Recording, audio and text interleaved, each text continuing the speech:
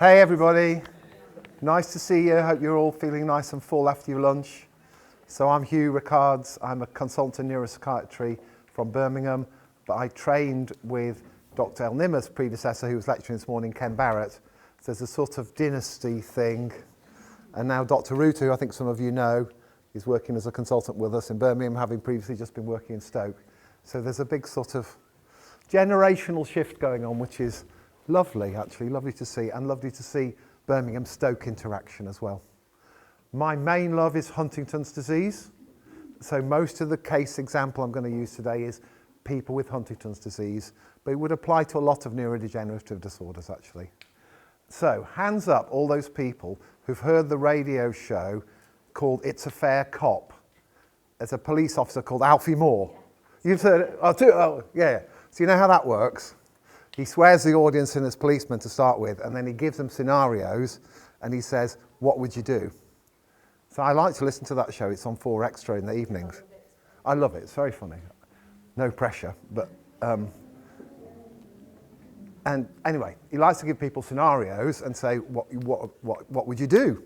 And then discuss it with them. So I thought, wouldn't that be a nice idea for a talk? So I thought, you are the neuropsychiatrist. So now I'm going to swear you all in as neuropsychiatrists. Some of you already are neuropsychiatrists.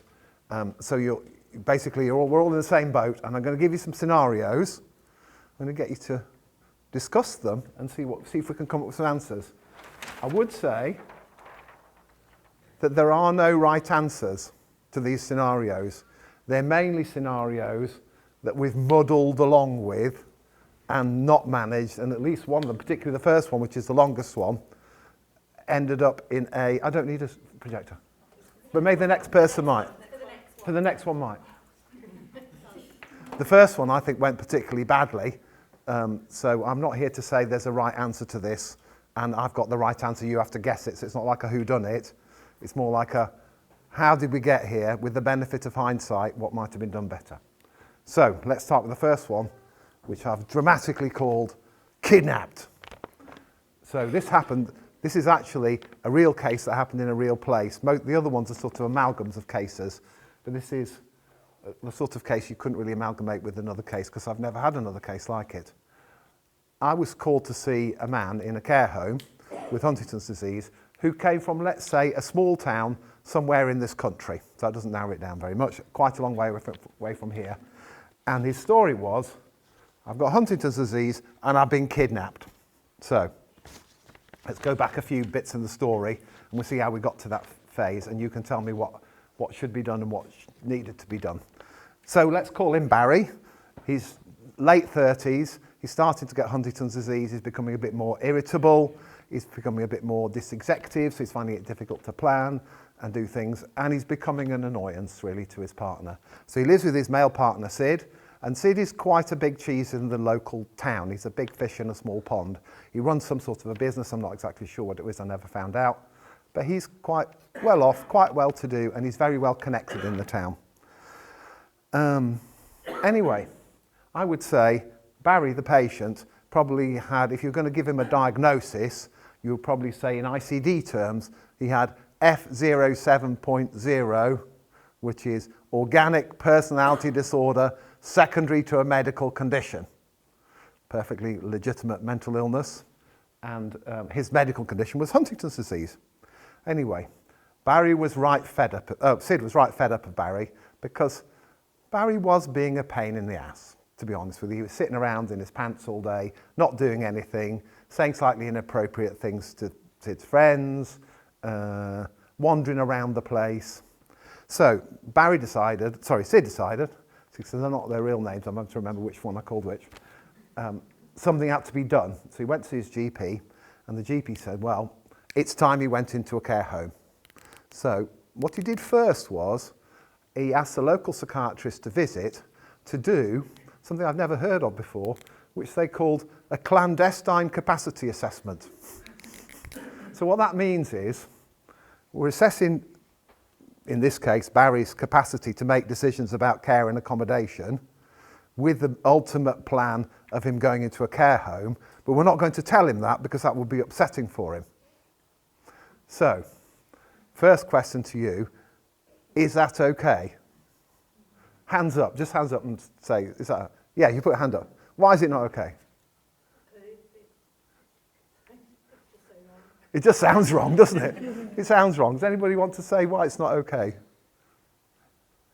Yes. He needs to be involved in the decision making related to that specific task of going home.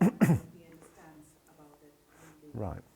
risk involved or whatever the benefits. And I wasn't there at the capacity assessment. It's hard to imagine how it went, really, to have a conversation about it without telling him what you're up to. I guess he must have smelt a rat to a certain extent. Do you think it's legal to do that? I don't actually know whether it's legal or not. It doesn't seem right. What? It's unprofessional. It's unprofessional. I think it's unprofessional too. I think the argument that they've made is, if we'd have told him what we were planning, he'd have kicked off really badly, and that would have been worse. Sorry, but shouldn't all capacity assessments always be decision-specific and time-specific as well? So if you're not telling him the decision... Well, they're telling me, they're not telling me the specific decision, but they're sort of implying, you know, what sort of things might happen to you. What, you know, do you think you're ill? What sort of care do you think you need? What maybe, can you think of some ways in which it might be provided? So you could potentially have that discussion without saying, we're thinking of kidnapping you. Do you think? Also from the Mental Capacity Act perspective, they have to be able to explain it back to you, explain that they understand what you said. So if you're not going to tell them, then they don't have the opportunity to do that. So Yes, and do that even from the act. so he didn't have a chance to demonstrate his capacity, because in the end, the decision was that he didn't have capacity, but then you're saying he might have had capacity if they were given a chance to explain it. Yeah, well, he might have done. Well, that's, yeah, wait, watch this space. So I think we're all, so what should have happened? How do you think that should have happened in that situation? What would you, let's say you're the neuropsychiatrist. Let's say you're doing the capacity assessment, or somebody's asked you to do the capacity assessment. How could you avoid that situation from occurring? What would you do? Go on, stick your hand up, somebody. Otherwise it's going to be a long afternoon. He might have had some like advanced statement, we'll get confused which one it is, advanced directives as to what he might do. You have to obviously determine he's lost capacity in the first place. Yes, so we do know, in this particular case, he didn't have an advance directive of any kind, he didn't have a respect form, and his partner didn't have power of attorney either. So he was on his own. So what would we have done? How would we have so if we had the guy's partner ringing up saying, he's a terrible nuisance, he needs to be in a home, can you come and do a capacity assessment on him? What would you have done? Yes? My first thoughts are we've jumped here, and this might not be what you're looking for. It may well be, because we have jumped, yeah. Yeah, I'm like, why have we jumped straight to nursing? The whole raft of things we could be looking at offering in terms of support for Barry answered. Yeah. Before we're even getting there.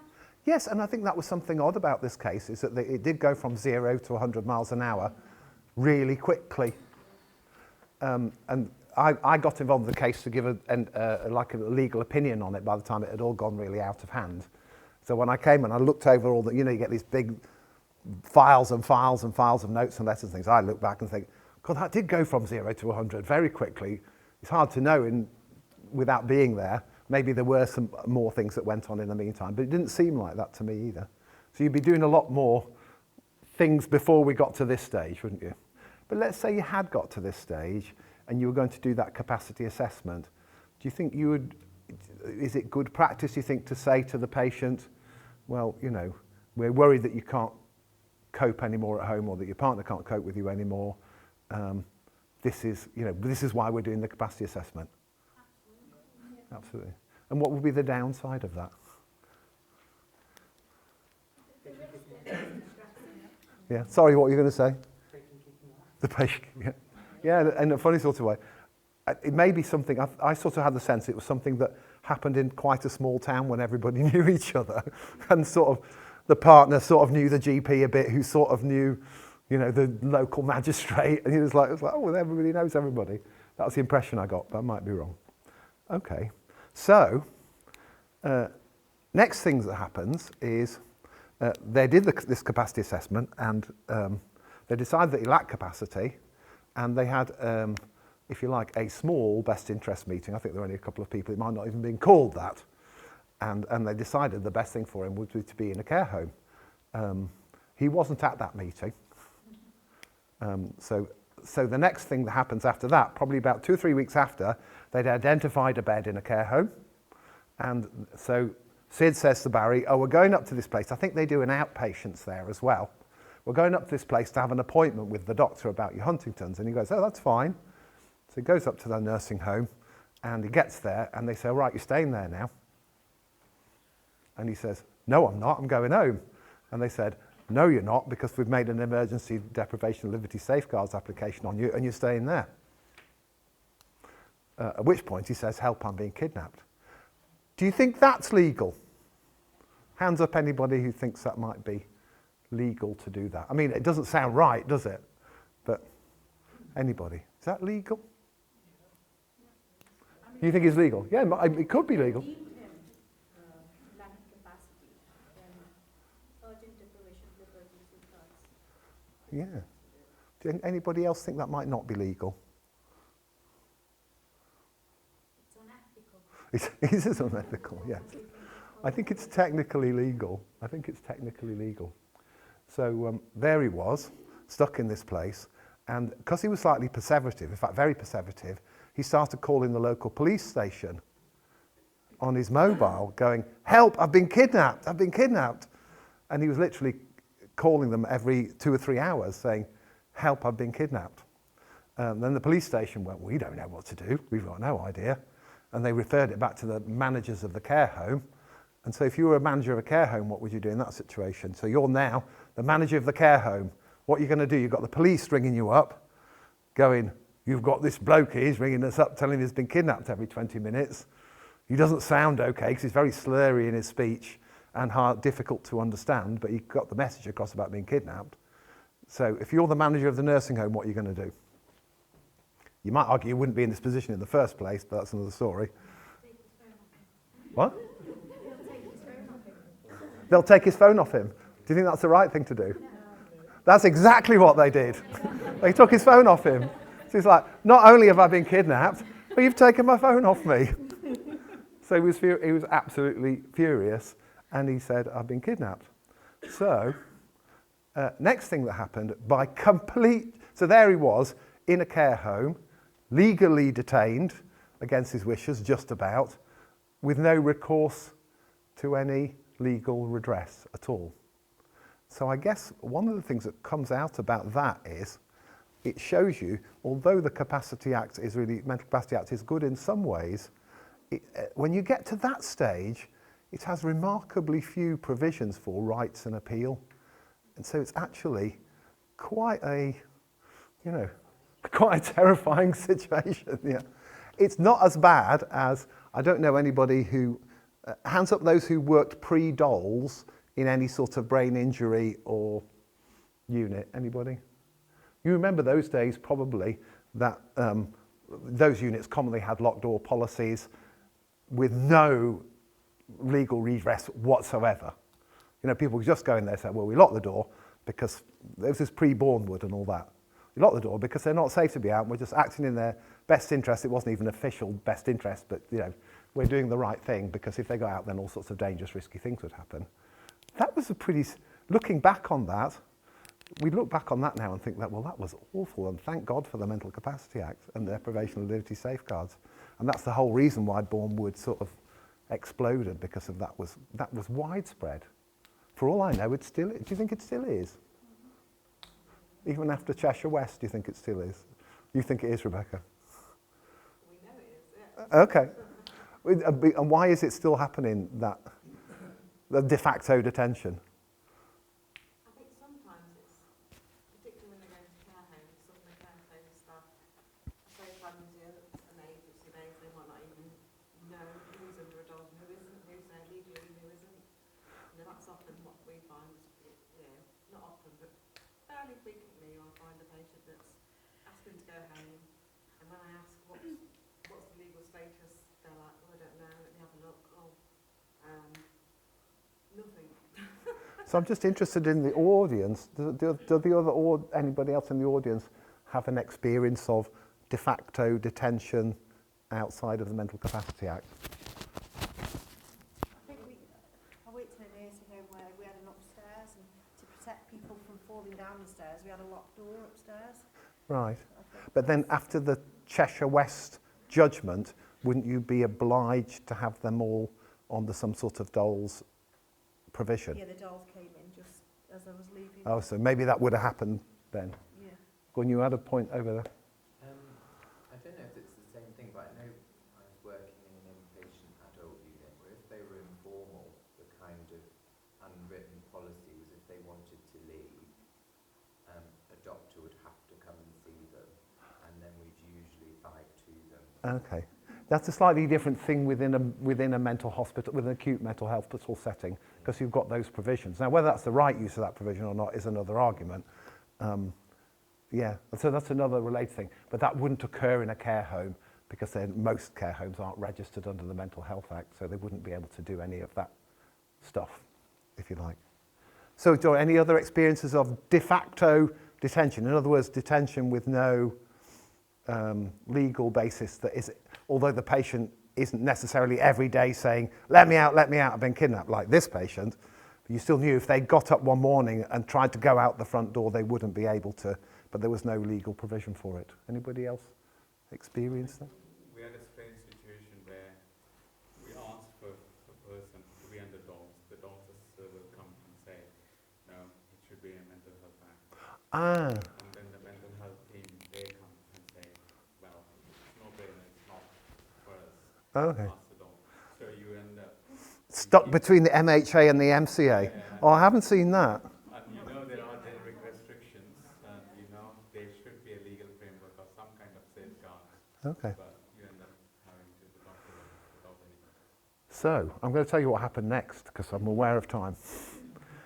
What happened next is, he got a bit depressed, I think, a bit sort of like, well, there's nothing to be done, I've been kidnapped. And he's also a person that's not very easy to understand, and he's quite slow in his speech, he's very slurred in his speech, takes a long time to understand what he's saying. And so I think a lot of people assumed that he'd lost a lot of cognitive function. And then for anybody who's worked with Huntington's, you'll know that actually quite often they have more cognitive function than would sometimes appear by the way that they're speaking. And you can sometimes make an assumption that they're more impaired than he was.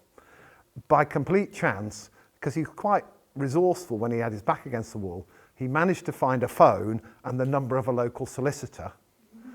And he rang up a local solicitor and went, help, I've been kidnapped. And this local solicitor, who happened to be a good egg, went, right, I'm going to take this on. I don't know how it got paid for or anything, but it's complete chances it happened. If it hadn't, he'd probably still be there. He probably fell out with Lee. He's probably in some kind of legal dispute with him and thought. Oh yeah, that's it. Yeah, maybe. Yeah, it could have been. That's the sort of thing that could have happened. So this solicitor, who was, very sparky, young, energetic solicitor, rang up the Court of Protection and went, this is wrong. What's going to go? And the Court of Protection took the case on, and they got the official solicitor involved, and everything kicked off at that point, which is where I got involved, and as an expert for the court, to go and see the patient in this far-off town. So the first job the court gave me, as you would imagine, you probably imagine what the first job is, we want you to do a capacity assessment on this person to decide whether he can make decisions about his care and accommodation. So on my way down there on the train, or up there, depending on how you look at it, I did what I would call pre-capacity assessment planning. I thought, okay, what is it that I would expect this person to say that would make me think he had capacity? What are the key questions that I would ask him, and what are the key answers I'd expect to get that would make me think, yes, this person has capacity? So that's what I want you to tell me. What do you think I'd want to ask him about, care and accommodation and capacity? So how would I structure my interview? So you're me. What are you going to do? Stick your hand up. It's not rocket science, by the way. Ask him if he knows what day of the week it is, or day. Okay. So we can get an appreciation of time and space. Okay. Is that would other people do that? I think I'd like to understand what's the problem, right? Like, don't have a good idea of what was he doing in the community self-neglect? Was there neglected diet? Was there Oh, right. weight So, wrong? that's interesting. That's nice because that means you were listening to the lecture this morning. So I think that's one of somebody was talking about. George was talking about taking histories, and he said, "That's my first question. What's the problem?" Well, because it's Huntington's disease, he said, "Well, I was fine at home. There were no problems at all." So that brings us to the other bit of the history taking that George was talking about, is that when somebody says that, obviously that means nothing unless you've got the corroborative evidence to say, well, there clearly was a problem at home. There's no question about that. So, okay, we've said a little bit about orientation, a little bit about what's the problem. Anything more decision specific we might want to ask? Remember, this is about... Why did you think he's been kidnapped? What is it? What's his perception? Oh, right. He says, I was kidnapped. I was taken to this... I mean, he's very slurry, and it's slow, and it took a really long time. But he basically, to sort of condense what he said into a quick thing, he said, I was taken from home under false pretenses to this hospital, and I was kept here against my wishes, and so I think I've been kidnapped. Which I think... Perhaps why did you think somebody may do that? I think he said, because my partner is a bastard. Basically. I don't know, he might be right on one level, I guess. So yeah, does that help you with your capacity assessment? Maybe a little bit. Now let's get a bit more decision specific. We're talking about care and accommodation. Has he got an awareness, sorry, Yeah, go on. of the different accommodation options that are out there and what they can offer for him specifically? Right, and so we're getting right into some nitty-gritty now, aren't we? So what are the options? Does he know what the options are? And he says, well, I just want to be at home. Does he recognise his needs? Yes. Okay. Yes, and that's interesting. It depends on how you question him, and this is what the next bit we're coming to, is doing capacity assessments on people with Huntington's disease. If you think about people with Huntington's disease, they may not understand what a capacity assessment is really. They might just think it's a form of argument. So in other words, and I've got a little 2x2 table to show you this, they might think the idea is you're going to them and saying, you know, you're in a care home. We're talking about being in a care home versus being at home. And they think their job is to convince you that they need to go home, because why on earth would they try and talk about the pros and cons of staying in a nursing home, which they definitely don't want in a million years? So they might think that the nature of the conversation is, this doctor come see me, my job is to convince them of all the great things about the thing that I do want and all the rubbish things about the things that I don't want. Also add into that, people with Huntington's have difficulty with, I suppose, future scenario planning. So you're saying, tell me about the sorts of things that might happen possibly in the future. That's an almost impossible question for a person with Huntington's disease to answer. They might say, well, everything, it's all fine. So actually, I would argue, and this is one where the case sort of balance, I would argue that you actually need to put to them some of the pros and cons, or particularly the cons of the thing that they want, and see if they can reason around them. I don't think you can expect them to generate the downside of the decision that they want. And so that led me, after that experience, it led me to make a little 2x2 table, which I've used, and it's helped me. I need to find it though. Oh, here we go. So, deciding stuff. So I've got pros and cons, what you want and what you don't want. Some of these are easy. The pros of what you want, that's easy. So you say, if we're getting decision specific, we'll say, well, tell me about the pros of being at home, back in the town. Well, that's easy, isn't he? So, well, he told me all those very easily. So when I can go out and do what I like, I can wander around and go to the shops and go to the pub, I can see my friends. I'm not out here stuck in in some sort of asylum-y place 100 miles from my town. So, and I've got freedom. That's easy. What about the cons of the things you don't want? Well, that's also easy too, so we'll just tick those. You say, well, what's so bad about here? Well, it's bloody awful. I never get to use a TV remote control because some other idiot's always watching the telly. The food's rubbish. The nurses are rude. I'm kidnapped. It's rubbish. What am I doing here? And then one of the nurses, while I was doing the interview, And one of the nurses said, yeah, but yesterday, Barry, you went horse riding, you had a great old time. He went, no, I didn't. So we're getting into now, if you like, the cons of what you do want and the pros of what you don't want. So that was deliberately the pros of what you don't want. Like, what's good about the nursing home? Well, like you got the opportunity to go horse riding, and actually you've made some really good friends here, which he had. Because he had a little bunch of mates, and they'd hang out and they'd have dinner, and he was sort of all right. But could you get him to say that? Could you get him to do that weighing up? Not on God's earth. It would never happen. So I think you just have to forget that, because that's never going to happen in a million years. I mean, yeah, even when he was challenged about it, so apparently you really enjoyed that horse riding. I did not enjoy the horse riding. I thought it was rubbish. So that's almost an impossible place to go. I don't think it's going to really help you. Yes, at the back. This one here. Yeah, you could ask, how, what's... Yeah, I mean, how's it...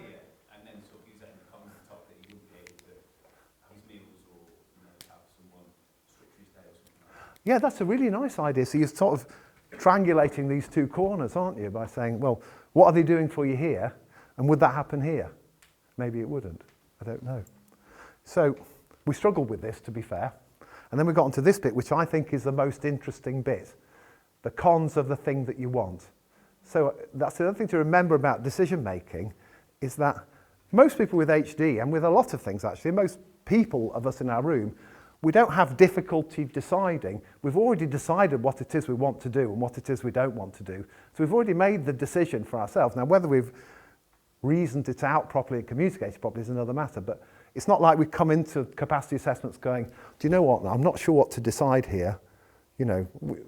I'm not sure. In this case, and in most cases, they know exactly what it is they want to do. Either it is they want to stay at home forever, or they don't want to be cooped up in a nursing home and deprived of their liberty.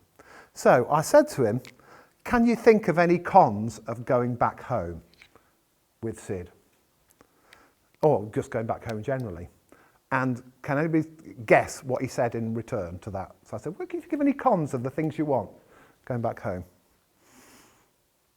Or you're shaking. He said, no cons, it'll be fine. It'll be absolutely fine. So what do you think that says about capacity?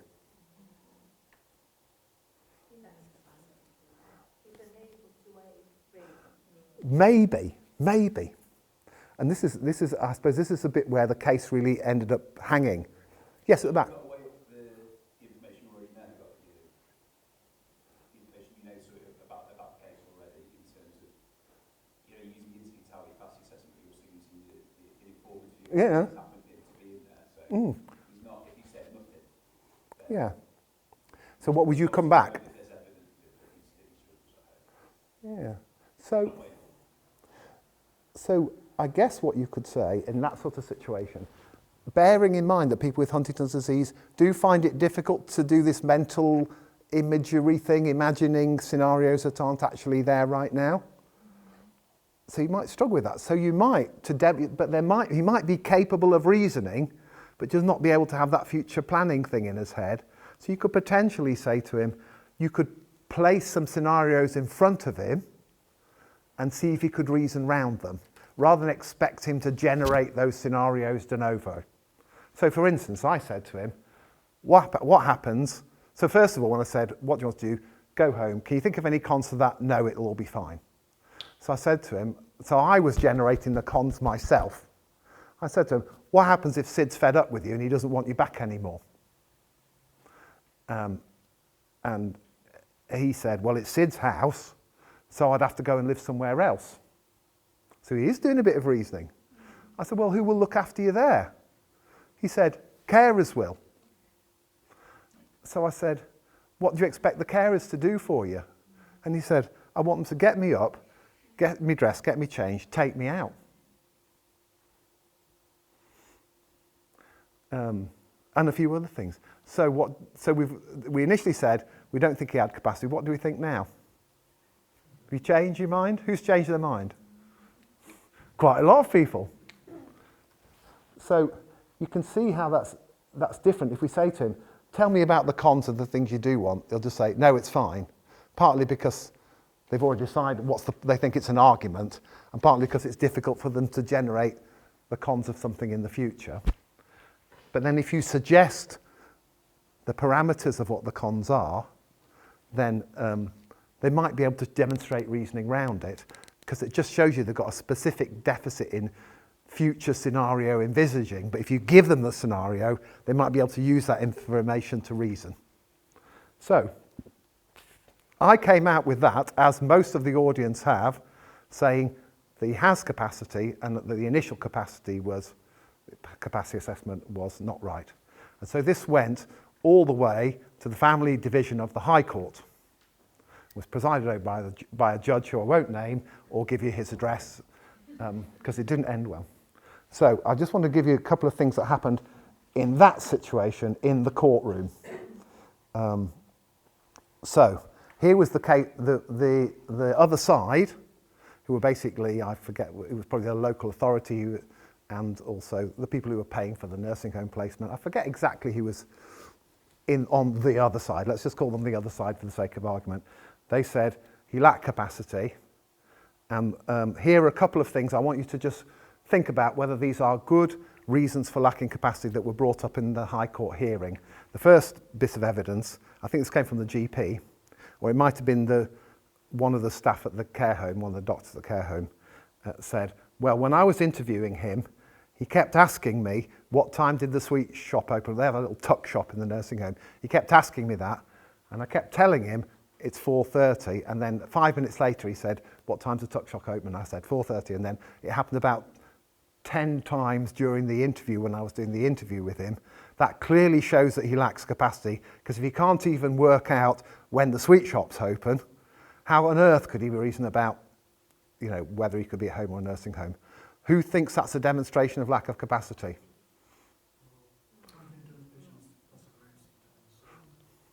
Yeah. So It's a different decision as well. It's not decision. It's not decision specific. Yeah. And also, we already heard this morning that people can perseverate, and you said that yourself, people can perseverate. So that was the first bit of evidence. The second bit of evidence was I did a Falstein mini mental state on the patient, and they scored 23 out of 30, which indicates severe cognitive impairment. Do you think that indicates a lack of capacity? Correct. So there's no cognitive test that indicates lack of capacity. It's decision specific.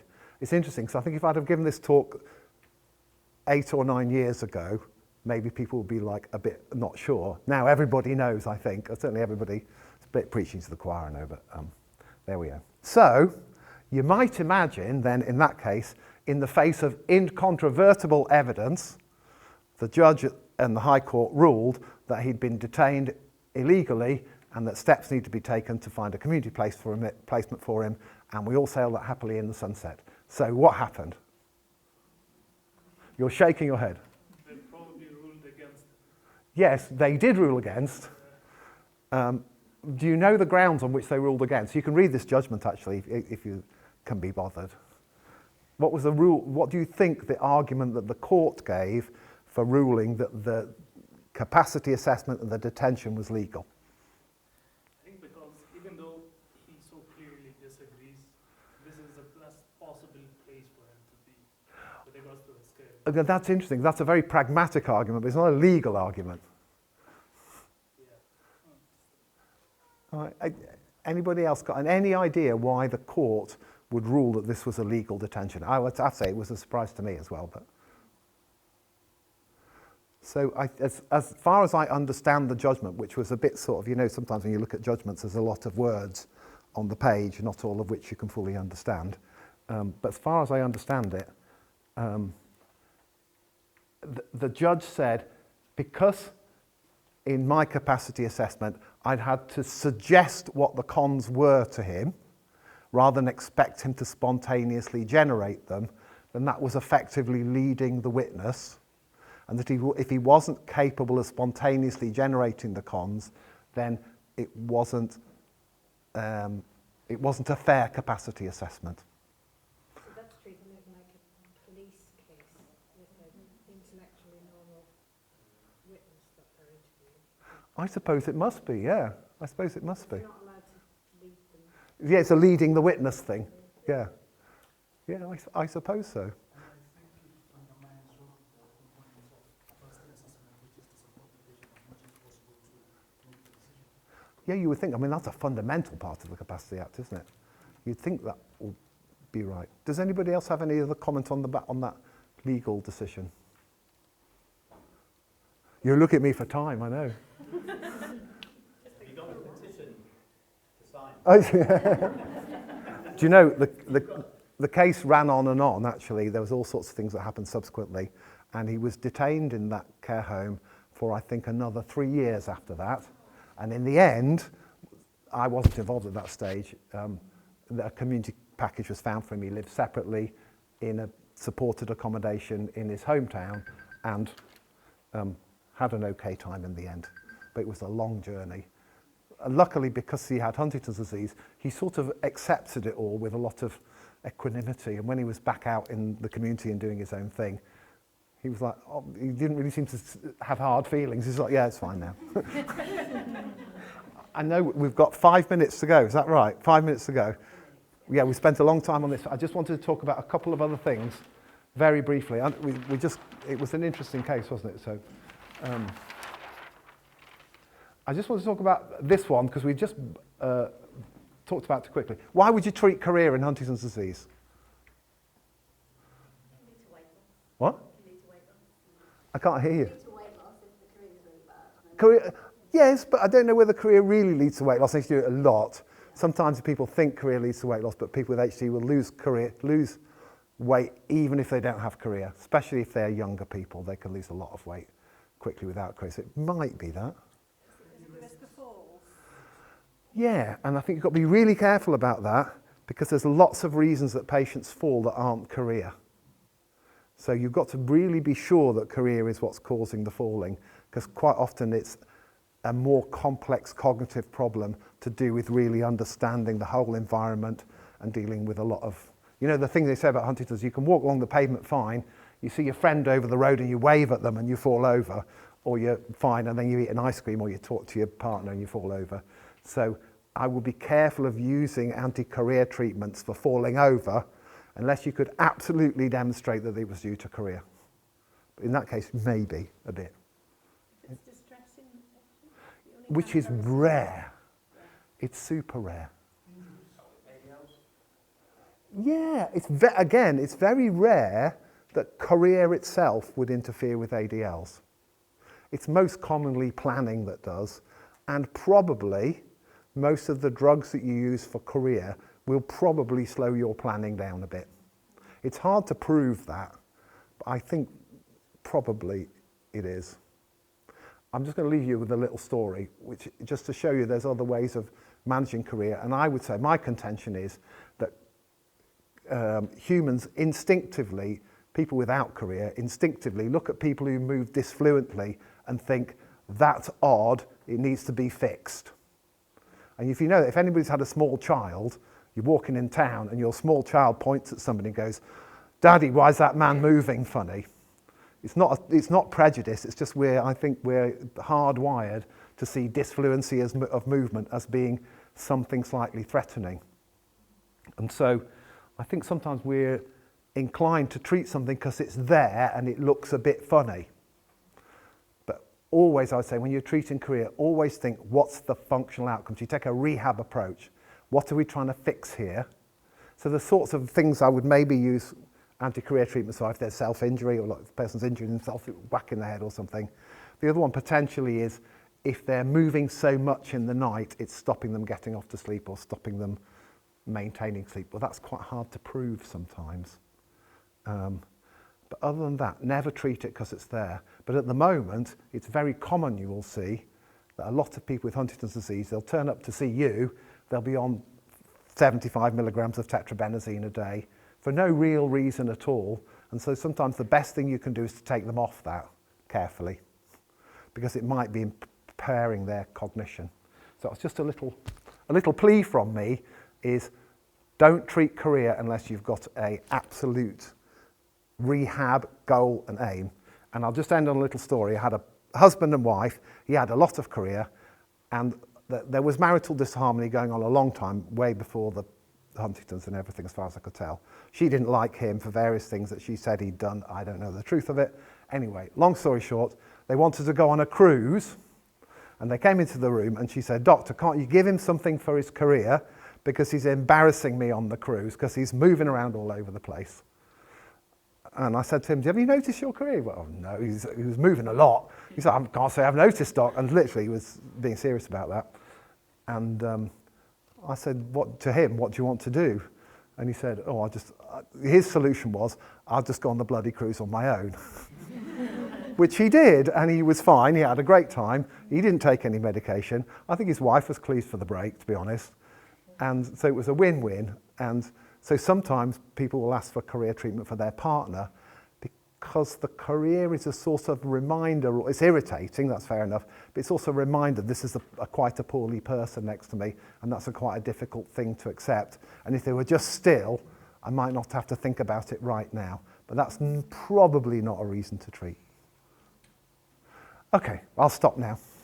Thank you.